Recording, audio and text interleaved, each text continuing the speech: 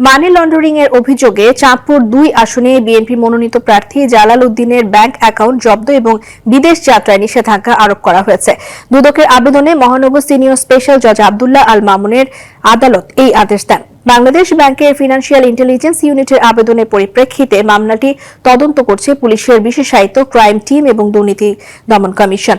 অভিযোগের প্রমাণ প্রাথমিক সত্যতা পাওয়ায় জালাল উদ্দিন ছাড়াও তার স্ত্রী শাহনাজ শারমিন, ছেলে সাইদ হোসেন রিজভী, সাইদ মোহাম্মদ রিজভী এবং সাইদ মোহাম্মদ আলভি এবং সেই সাথে মেয়ে আয়শা তাসমিয়া তানভীরের বিরুদ্ধেও একই আদেশ জারি করা হয়েছে। জালাল উদ্দিনের বিরুদ্ধে 18টি ব্যাংকের 147টি অ্যাকাউন্টের মাধ্যমে 440 কোটি টাকার সন্দেহজনক লেনদেনের অভিযোগ রয়েছে।